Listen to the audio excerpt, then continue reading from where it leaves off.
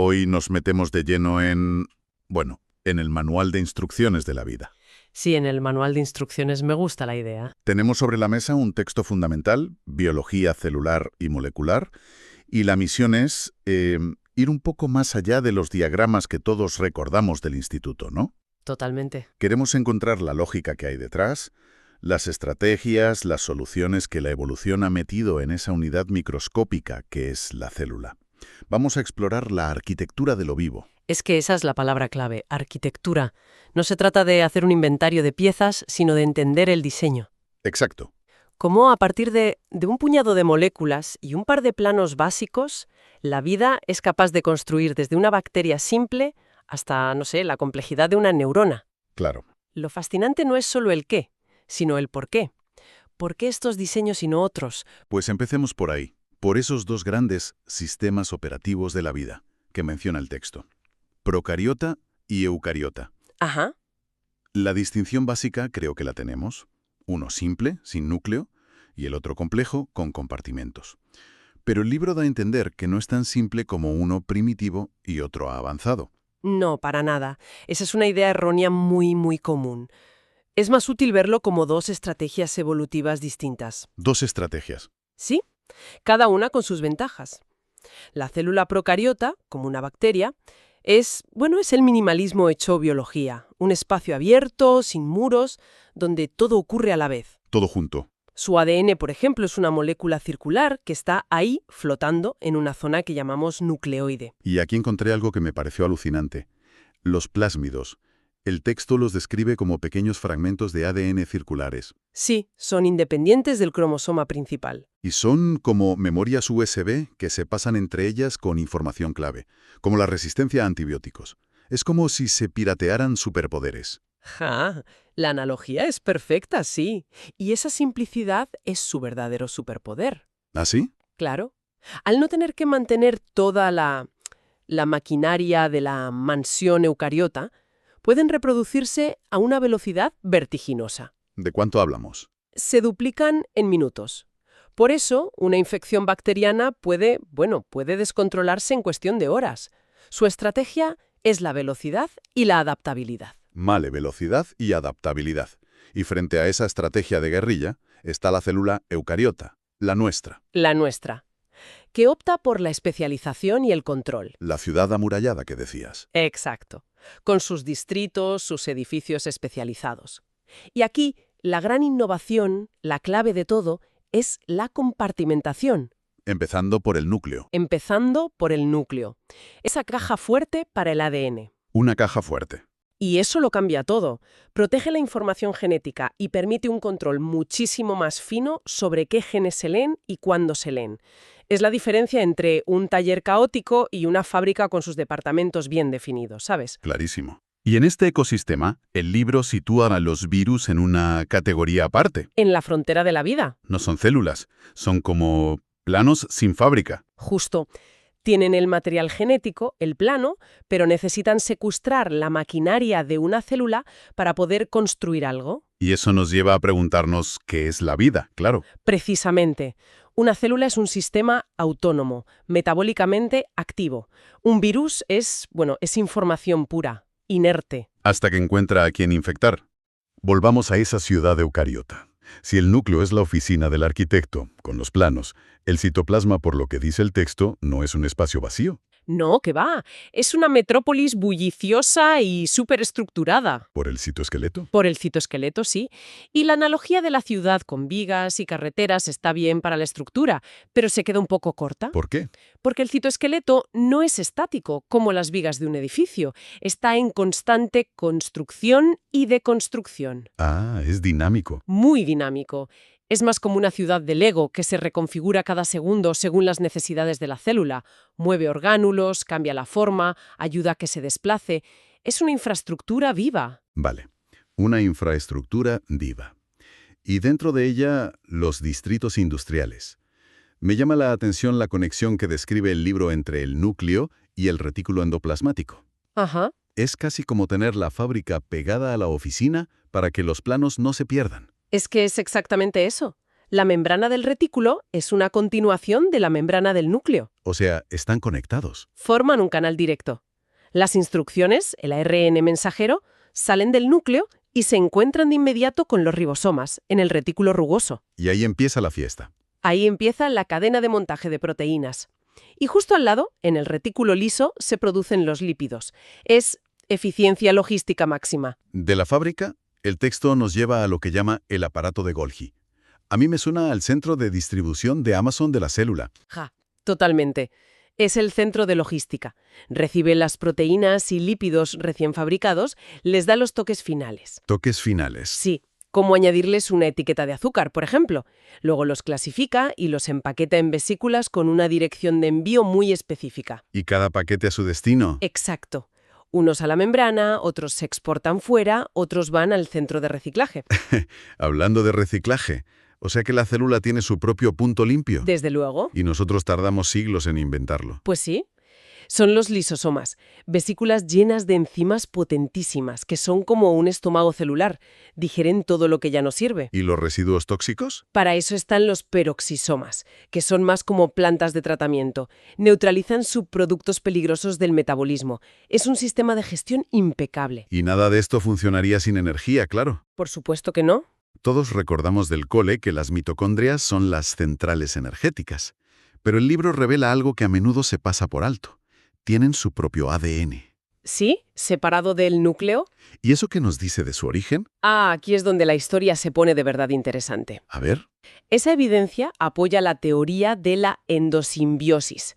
La idea es que hace más de 1.000 millones de años, una célula eucariota primitiva se comió, por así decirlo, a una bacteria. ¿Se la comió? Sí, una bacteria que generaba energía de forma muy eficiente. Y en lugar de digerirla, establecieron una simbiosis. ¿Se hicieron amigas? Se hicieron socias. La bacteria se convirtió en la mitocondria, una inquilina que paga el alquiler con ATP, la moneda energética universal. O sea que Nosotros somos el resultado de esa fusión. llevamos dentro de nuestras células a los descendientes de antiguos organismos independientes. Eso es increíble. Es una ciudad que funciona con una precisión asombrosa. Una precisión que depende enteramente de la calidad de sus materiales. Me fascina esa idea. Porque para que una ciudad así funcione, los materiales de construcción tienen que ser los correctos. No puedes hacer un rascacielos con madera. Exacto. ¿De qué están hechos estos edificios y trabajadores? Pues el texto los agrupa en 4 familias moleculares principales, todas ellas flotando en agua, que es el componente mayoritario. Vale, las 4 grandes. La primera, la que guarda el secreto, son los ácidos nucleicos, ADN y ARN. El archivo maestro y la fotocopia. Esa es la idea. El ADN es la doble hélice estable, segura, para guardar la información a largo plazo. El ARN es la hebra simple, la fotocopia que sacas del archivo para llevarla a la fábrica. Y aquí es donde entra el famoso dogma central de la biología, ¿no? El dogma central, sí. La información fluye del ADN al ARN y de ahí a las proteínas. Pero el texto matiza que, como todo dogma, tiene sus excepciones. Siempre. La biología siempre encuentra la manera de romper las reglas. Ahí tienes los retrovirus, que pueden escribir información del ARN de vuelta al ADN. Fascinante. ¿Y esa última etapa del flujo? Nos lleva a la segunda familia, las proteínas. Eso es. Si el ADN son los planos, las proteínas son, bueno, lo son casi todo. Todo. Los ladrillos, las vigas, los obreros, las máquinas, los mensajeros. Son los caballos de batalla de la célula. Y su secreto está en el plegamiento, en el origami, ¿no? Totalmente. El libro explica que no son solo un collar de perlas de aminoácidos, su estructura primaria. Su función depende de cómo se pliegan en 3D, exacto, en una forma tridimensional, única y complejísima. Una hélice por aquí, una lámina por allá, hasta que consiguen su estructura final. Y esa forma lo es todo. Todo. Todo. Una enzima, que es un tipo de proteína que acelera reacciones, tiene un bolsillo, el sitio activo, con la forma exacta para acoger a las moléculas con las que trabaja. Es como una llave y su cerradura. Entonces, un momento. Esto significa que la misma cadena de aminoácidos podría plegarse mal y pasar de ser un trabajador a ser, no sé, un problema. ¿Es tan frágil el sistema? Es increíblemente frágil y robusto a la vez. Pero sí, un plegamiento incorrecto es la causa de enfermedades terribles. Por ejemplo, Las enfermedades priónicas, como el mal de las vacas locas. Es un ejemplo extremo. Una proteína mal plegada induce a otras sanas a plegarse mal también. una reacción en cadena. Una reacción en cadena devastadora, sí. O en el Alzheimer, vemos cómo proteínas que deberían estar solubles se pliegan mal y forman agregados tóxicos. La forma es la función, y si pierdes la forma, pierdes la función. O peor, adquieres una función tóxica. Qué equilibrio más delicado. Y estas proteínas, sobre todo las de la superficie, no suelen estar desnudas, ¿verdad? Buena observación. A menudo están decoradas con cadenas de azúcares. Azúcares. Sí, que actúan como si fueran su DNI, su tarjeta de visita.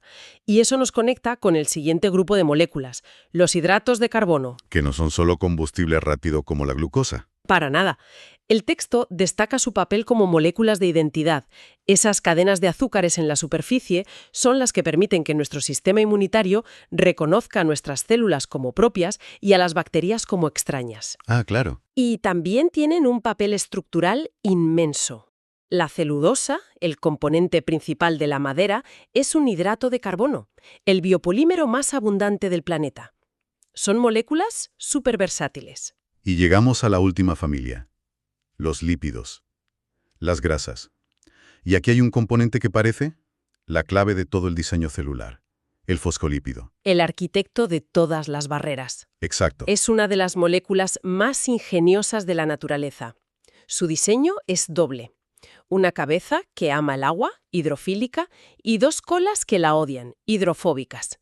Y lo más alucinante que describe el texto es que no necesitas un constructor para hacer una membrana. No, Si echas un puñado de fosfolípidos en agua, ellos solos, por pura física y química, se autoorganizan. es un proceso espontáneo.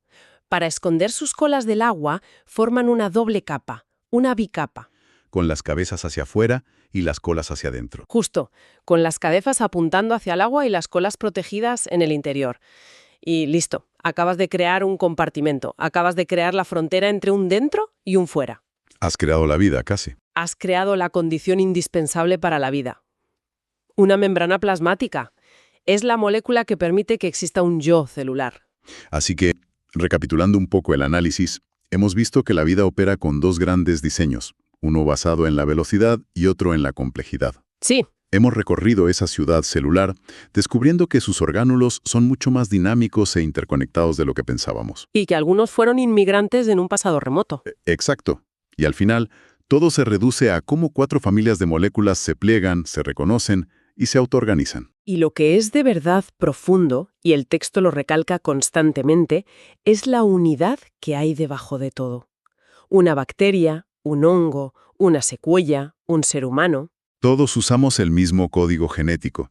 El mismo código genético para leer el ADN, los mismos 20 aminoácidos para construir proteínas, fosfolípidos casi idénticos para las membranas. La diversidad no está en los ingredientes. No, la pasmosa diversidad de la vida no proviene de usar ingredientes distintos, sino de usar los mismos ingredientes de formas infinitamente creativas. Esto nos deja con una idea para reflexionar. Al principio, situamos a los virus en la frontera, como planos sin fábrica. Como información, esperando ser leída, sí. Y claro, Esto plantea una pregunta fascinante sobre su origen y su naturaleza. Si la célula es una fábrica autónoma, ¿son los virus simplemente fragmentos de código genético que se escaparon de las células en algún momento? como software pirata. Como software pirata, exacto. O representan una estrategia de existencia completamente diferente, paralela, una forma de vida reducida a su mínima expresión, información buscando un cuerpo que la ejecute. Una reflexión sobre qué significa en esencia estar vivo.